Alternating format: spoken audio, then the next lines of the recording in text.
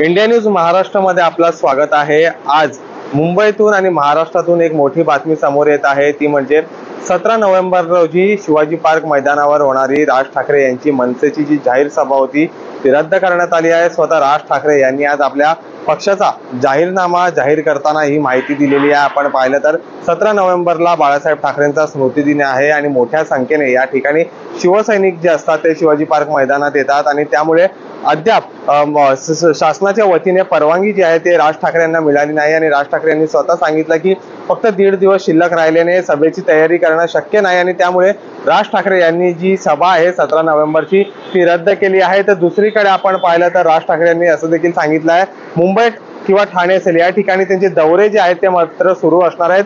सभा जी आहे ती रद्द करण्यात आली आहे। अनेक ठिकाणी त्यांनी या अगोदर देखील सभा घेतलेल्या आहेत आणि त्यांना जे मुद्दे मांडायचे आहेत ते घरोघरी त्यांनी पोहोचवलेले आहेत। आपण पाहिलं तर 20 नोव्हेंबर रोजी महाराष्ट्र विधानसभा निवडणुकीचा महाराष्ट्रात मतदान पार पडणार आहे आणि प्रत्येक राजकीय पक्ष जो आहे तो आपल्या तयारीला लागल्यात। अवघे काही दिवस आता मतदानासाठी शिल्लक राहिलेले आहेत आणि 18 नोव्हेंबर सायंकाळी 5 वाजेपर्यंत प्रचार जो आहे तो करता येणार आहे आणि त्यानंतर हा संपूर्ण प्रचार जो आहे तो थांबणार आहे आणि त्यापूर्वी आपण पाहिलं तर अवघे आता 2 दिवस प्रचारासाठी शिल्लक राहिलेले असताना मनसेने आपली जी सभा आहे शिवाजी पार्क मैदानाची रद्द केली आहे। मुंबई महापालिकेला मनसेने जे आहे ते आपला पत्र दिलं होता, मात्र अद्याप त्यांना जो आहे ते परवानगी दिलेली नाही आणि हा विषय जो आहे तो नगर विकासकडे गेला होता। अर्बन डेव्हलपमेंटने या संदर्भात अद्याप परवानगी दिल्या नसल्या कारणाने राज ठाकरे यांनी आपली सभा रद्द केली आहे। मात्र त्यांनी असं सांगितलंय की मुंबई ठाणेमध्ये ते आपली प्रचार फेरी आहे ते सुरू ठेवणार। आज मनसेचा आपण पाहिला तर जाहीरनामा देखील मनसे अध्यक्ष राज ठाकरे यांच्या वतीने जाहीर करण्यात आले आहे। आपण पाहिलं तर अनेक महत्त्वाच्या गोष्टी जे आहेत ते राज ठाकरे यांनी या आपल्या जाहीरनाम्यात सांगितल्या आहेत। त्यामुळे शिक्षण असेल, मराठी अस्मितेचा विषय असेल किंवा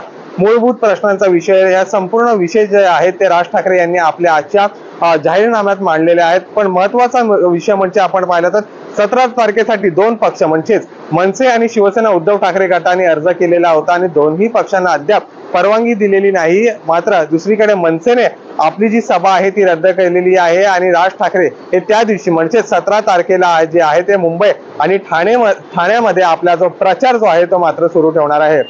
Darrell Miranda, India news, Maharashtra.